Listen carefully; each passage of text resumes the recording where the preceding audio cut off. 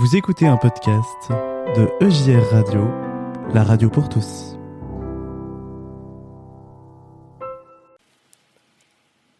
C'est l'heure du conte. Les premiers santons.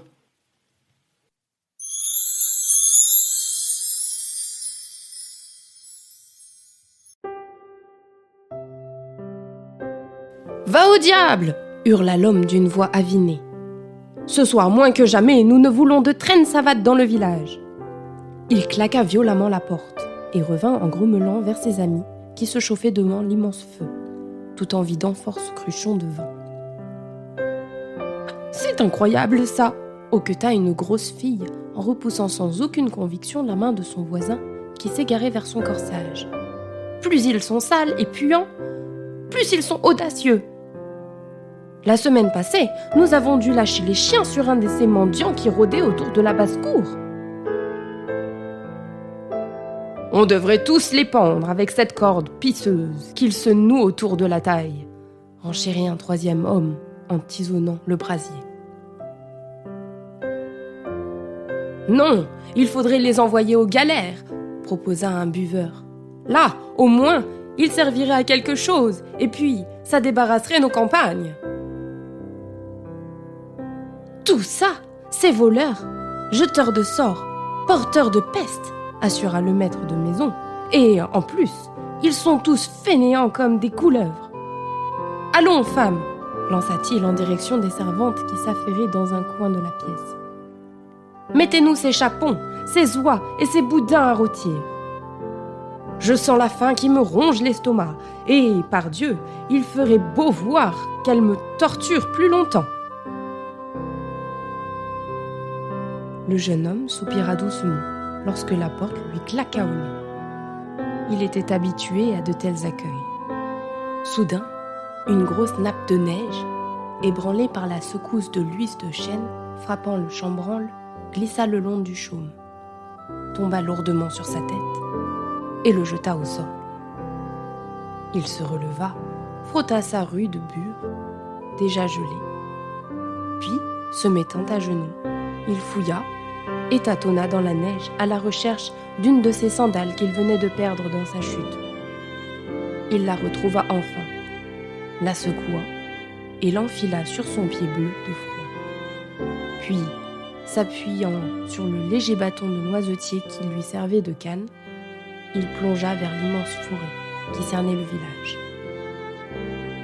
Ce soir-là, aucune maison n'avait voulu s'ouvrir et même les étables lui avaient été interdites. C'est normal, pensa-t-il. Ce soir, c'est une fête de famille. Les vagabonds n'ont pas leur place dans les foyers. Il trébucha sur une souche et s'affala lourdement dans la neige.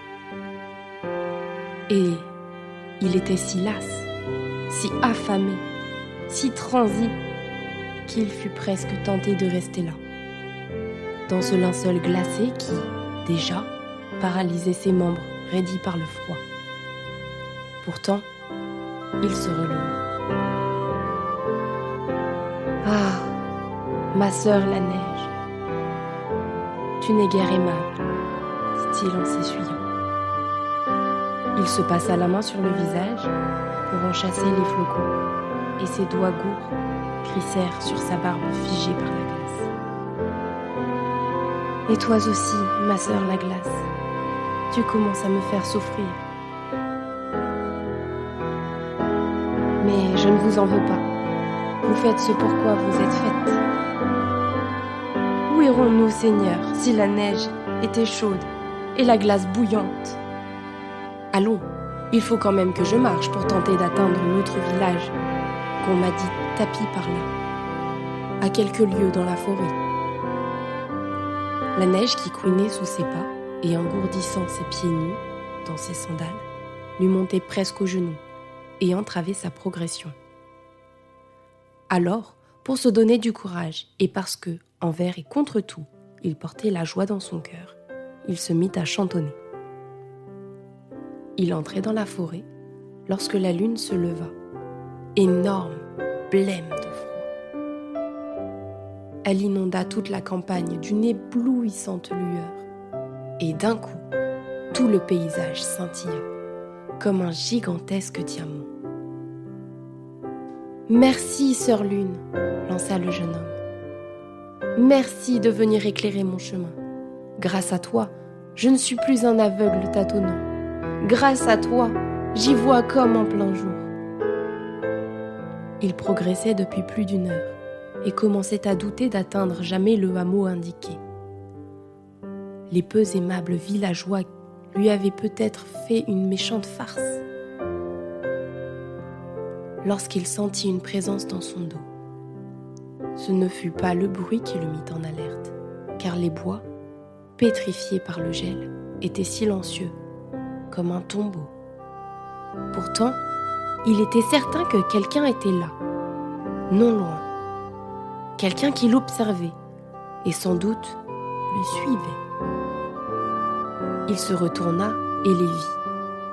Là, à 20 pas de lui, au moins 30 loups, et de belle taille, dans un demi-cercle parfait, le cernaient peu à peu. Et sous la lune, leurs yeux brillaient comme des braises de l'enfer.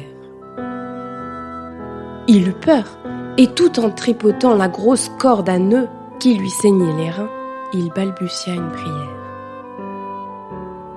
« Seigneur, il est peut-être dans votre idée de m'offrir, moi, pauvre François, en réveillon assez fauve.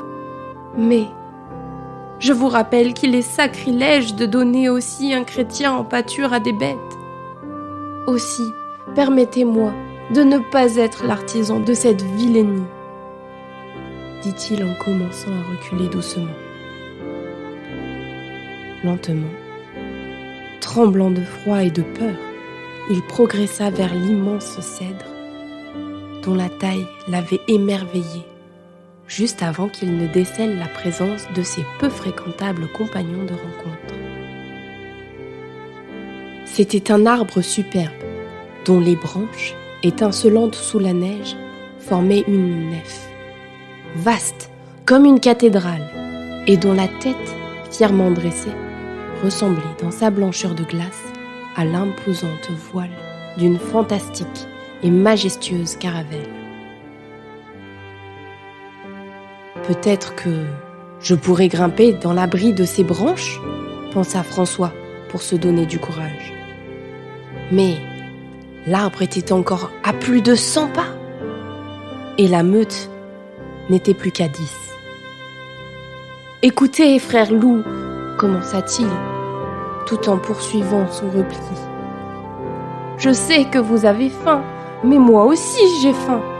Écoutez-moi, je sais que ce n'est pas bien ce que je vais vous dire, mais il y a, non loin d'ici, un village, et j'ai aperçu plusieurs moutons, dodus à souhait, de beaux et gras moutons qui, sans nul doute, finiront bientôt sous le couteau du boucher. Oui, je sais, eux aussi sont des créatures du Seigneur, mais n'est-il pas dans leur vocation d'être mangés un jour? Et puis regardez-moi, je suis plus maigre qu'une faucille, mon sang est gelé, et la glace a, je crois, pétrifié la moelle de mes os. Vous êtes plus de 30, un pauvre squelette comme le mien ne vous rassasierait pas. Alors, pour avoir le moins pitoyable morceau de ma pauvre carcasse, vous allez devoir vous battre pour me dévorer. Et c'est très mal de se battre, surtout cette nuit. Vrai, je ne peux le permettre. Écoutez, insista-t-il en constatant que les bêtes s'approchaient de plus en plus. Dieu m'est témoin que je n'aime pas me vanter de ce que je fais, mais voici peu. J'ai remis un de vos congénères dans le droit chemin. Oui, c'était à Gubbio. Vous pouvez vérifier. Et les braves gens de là-bas ont crié au miracle. J'ai eu beau leur dire qu'il n'y avait pas de miracle à apprivoiser un de mes frères loups. Ils continuaient à dire partout que c'est un phénomène divin. Mais peu importe, sachez simplement que je lui ai sauvé la vie à ce loup-là.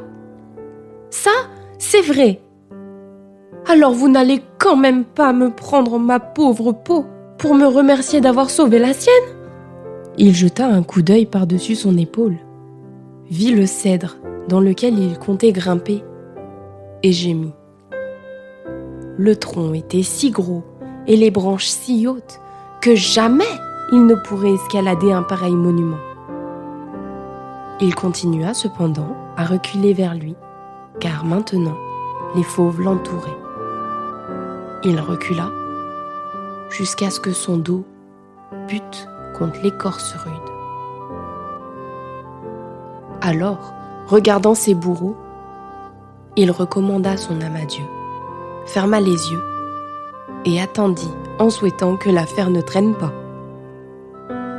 « Eh bien, pensa-t-il après un long moment, que veulent-ils ? Que je meure de froid ?» Il ouvrit les yeux, sursauta. Ainsi, en cercle autour de l'arbre, les loups semblaient attendre. L'un d'eux, un vieux grand loup aux oreilles déchirées par les ans et les combats, bâilla même longuement, comme s'il s'ennuyait. Et François frémit en voyant scintiller ces formidables crocs. « Je ne crois pas qu'ils veuillent de ma frêle carcasse, pensa-t-il. Alors, peut-être me laisseront-ils partir ?» Et il esquissa un pas. Mais les loups se groupèrent aussitôt, plusieurs même grondèrent un peu. « Écoutez, frère loup, plaida-t-il, le froid va me tuer. Si je reste immobile, il faut que je marche, que je me réchauffe. Ou alors, avant peu, je serai aussi raide que le tronc de ce sapin. » Mais lorsqu'il tenta d'avancer, les loups resserrèrent leurs rangs. Ils étaient tout contre lui maintenant, tout proches, et déjà leur haleine brûlante réchauffait agréablement le corps bleu de froid du jeune homme. Malgré cela, et cette douce tiédeur qui l'engourdissait délicieusement, François ne pouvait se résigner à se coucher là, au pied de l'arbre, et à s'endormir. Se couche-t-on quand minuit approche dans la nuit de Noël ? Oui, dit-il aux bêtes, c'est Noël cette nuit. Vous comprenez ? Noël, la venue de l'enfant Dieu, du tout petit bébé qui est né pour nous. Vous savez bien à quoi ça ressemble un tout petit bébé. C'est beau, chaud, potelé. C'est minuscule et pourtant ça porte tout l'espoir du monde. Ça ne pèse guère plus qu'un oreiller de plumes. Et pourtant, c'est plus lourd d'espérance que l'univers entier. C'est fragile, vulnérable et innocent, comme une fleur d'amandier. Et pourtant, ça soutient tout l'avenir de l'humanité. C'est faible, comme un ruisselet sous la canicule. Et c'est pourtant plus chargé de promesses que tous les printemps, de tous les temps. C'est... Et brusquement, animé par une étrange flamme, un impérieux besoin de mieux se faire comprendre des bêtes, il se jeta à genoux, puis à la neige à pleines mains et fou d'amour, modela un enfant Jésus, tout blanc, qu'il déposa délicatement au pied du sapin. Puis il façonna la Vierge Marie et Saint Joseph, et un âne, et un bœuf. Il n'avait plus froid maintenant, la joie inondait son cœur, et il fredonna un chant de louange à travers ses lèvres gercées, fendillées par le gel. Vous comprenez maintenant, frère loup ? Voilà la crèche. Et regardez, dit-il en riant. Il faut que je rajoute les bergers. Oh, ne vous fâchez pas, lança-t-il en entendant gronder les fauves. Je sais que vous n'aimez pas les bergers. Vous préférez leurs moutons. Mais ça ne fait rien. Ce soir, c'est Noël, les loups, les bergers et les moutons doivent faire la paix en l'honneur du Sauveur et aussi pour que le petit enfant qui est là se mette à sourire. Il ramassa la neige à brasser. Il érigea les bergers et leurs troupeaux.